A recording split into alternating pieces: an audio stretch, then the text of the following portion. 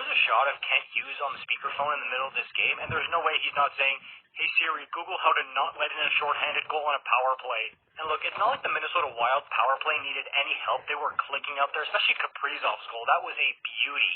And you looked at the shots, and that in and of itself was kind of embarrassing for the Habs at some points.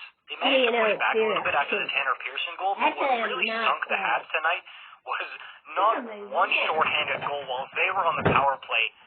Two on the same power play. That is so embarrassing, man. Not only can you not score on the power play, but you give up 2 goals while having one more guy than the other team, and then they school you on their power plays. Let's just say it's a good thing the Habs are still rebuilding. And look, obviously it's not easy when you lose Kirby Dach, and the injury bug has been biting the Habs for over a calendar year now. I mean, think of all the guys they lost last year, key players for this team, and it just has recycled again this year. So I understand how much mojo that must suck out of the Montreal Canadiens here, but that power play is god-awful. And I see everybody calling for Alex Burrows' head because of how he runs the power play. From what I've read, he actually doesn't run the power play. Apparently, it's Martin Saint-Louis.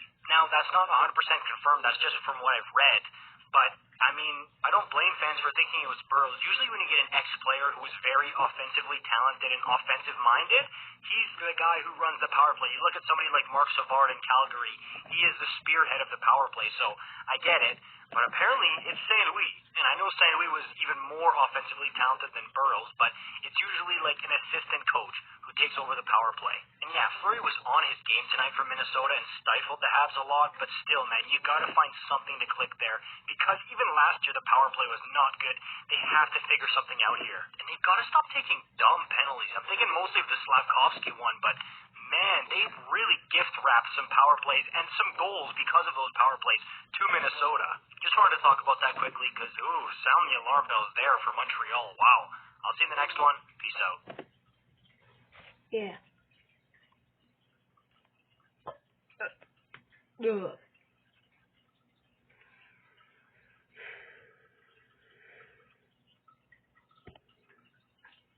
Introducing Domino's new pepperoni stuffed cheesy Oh, we're bread. talking about the worst power play. Same video, same stuff. Who cleans this best? Tide. Get 3 times the cleaning power when you switch to Tide.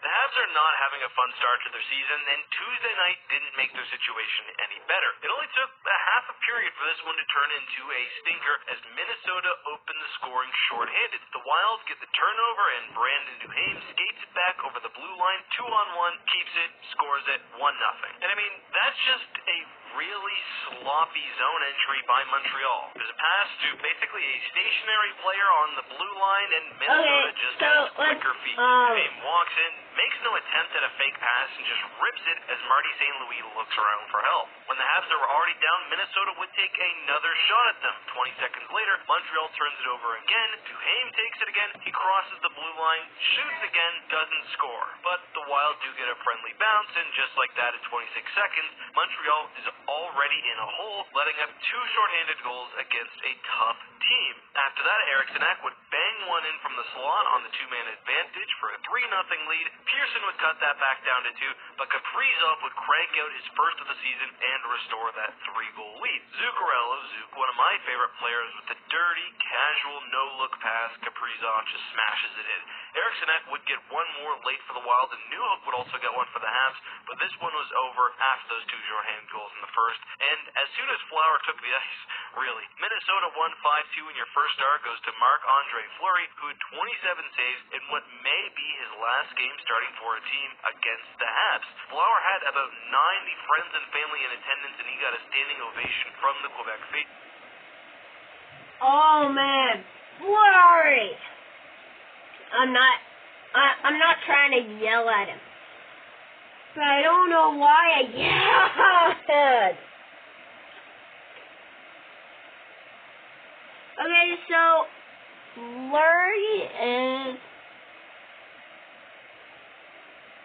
an interesting player to talk about because, well, he's older now. Yeah, so, oh man, he's getting up in age now.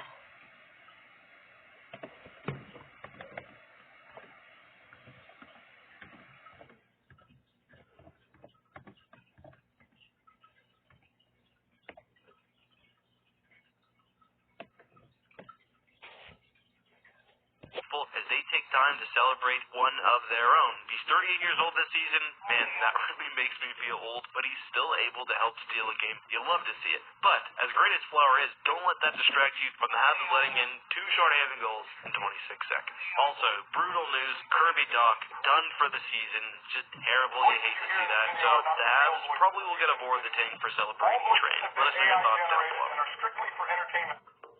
Sorry.